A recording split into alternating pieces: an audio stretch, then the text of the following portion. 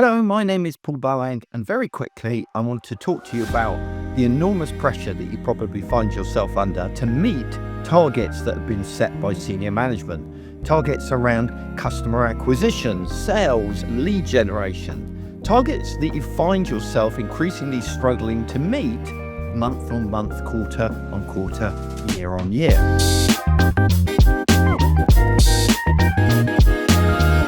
Those targets can have an enormous strain on you. Now, I'm not saying that targets can't be good. Absolutely, of course they can.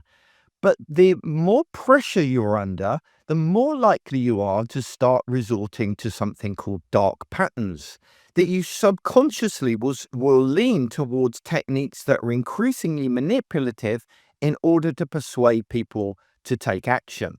Now, if you're not familiar with the term dark pattern, in my book, Click, I explain that dark patterns are user interface elements that have been crafted to trick users into doing something that they might not otherwise do, often by means of psychological manipulation. So a great example of this will be on Etsy. Okay. And this is no criticism of Etsy because they're probably under the same pressure that you're under in your role as well. But in order to encourage people to purchase products, they emphasize that there's only a small number left, in this case, only one.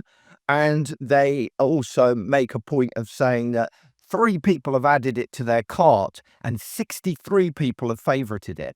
Now, in their heads, they're probably going, well, people need to know this information. And that's the big thing about dark patterns, is you might think to yourself, well, I don't use dark patterns. But it's not really about what you think. It's about how your users perceive it. If they see the fact that they are being manipulated, if that's what they think is happening, then that has big ramifications in the long term for you, in your role, and for your business.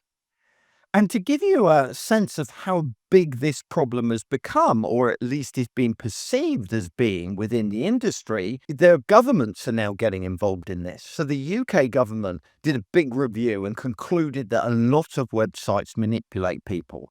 And then just these last few weeks, the Federal Trade Commission in the United States released a report that said that nearly 76% of sites that it examined as part of its review employed at least one dark pattern, and nearly 67 used multiple dark patterns.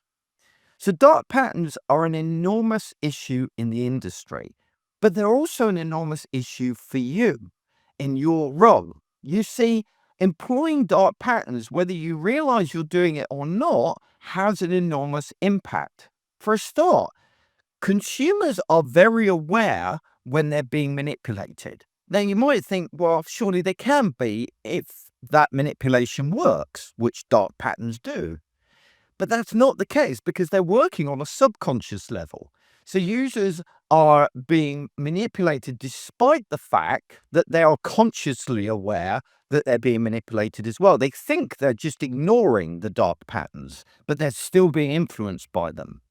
But the problem is that they're aware that they're being manipulated, and that makes them unhappy. And because consumers are so empowered these days that one negative review can have a significant impact on a brand, if they complain and moan about that, if you get a reputation as a website that uses dark patterns, that will start to significantly impact your ability to acquire customers over time.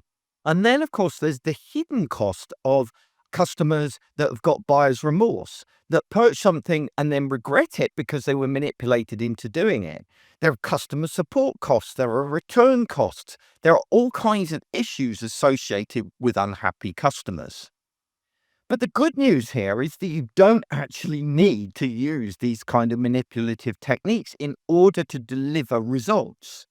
That actually we can use psychology and user behavior for good rather than for manipulative purposes to get people to take action. So let me give you 3 alternatives that you can get started on in order to start removing some of those more manipulative techniques from your site and still deliver the results that your senior management team wants from you. The first one is to reduce cognitive load.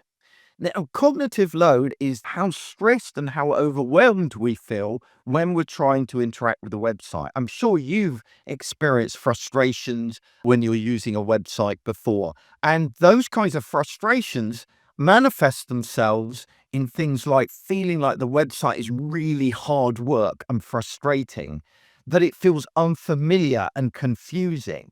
But there are also other impacts. You see, if you're overwhelmed by a website, you begin to think that it's untrue. It begins to feel manipulative and bad. So if we can reduce people's cognitive load, then we can actually make them feel more positive about the website, which increases the chance of them acting, and we meet our targets. So how do we do that? Well, there's all kinds of things that cause high cognitive load. Being in a bad mood. So we introduce a little bit of humor and a little bit of fun into our website, which lightens people's mood and reduces their cognitive load.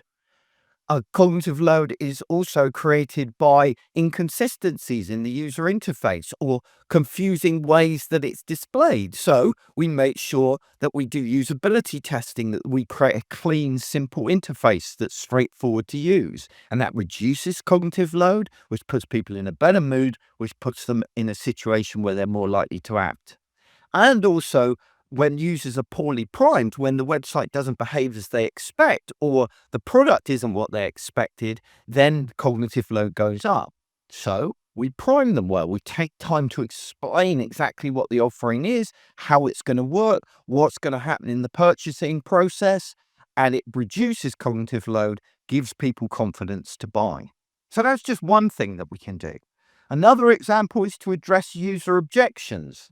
If we take the time to really identify why users might not act, then we can address those. A simple survey on your website that appears as people go to leave your website that says, if you didn't act today, it would be great to know why, is an amazing way of identifying what objections and what reasons people had not to act. And then once we know those reasons, we can create objection statements, and we can associate those objection statements very closely with the moment that somebody has an objection. So, for example, on a donation form for a charity website, when people are choosing between a monthly donation and a one-off donation, that's a great time to say you can easily cancel or adjust your monthly donation at any time, hassle-free. And that addresses the objection of, well, is it going to be hard for me to cancel? So objection handling is another powerful tool available to us. And then finally, and I can't overemphasize this, one of the easiest and best ways of you meeting your targets is to improve the performance of the site, how quickly it loads, because that has an enormous impact on your conversion rate because users are so impatient. If you make it fast, you'll improve your conversion. A 1 second delay on your site can cause a 7% drop in sales and 11% fewer page views. So make a real point of going the extra mile to make sure your website loads fast. But don't take my word for any of this. I would encourage you to try it for yourself. The next time you run a campaign, create 2 landing pages. One that uses your usual approach and the other that uses maybe some of the suggestions that I've talked about today.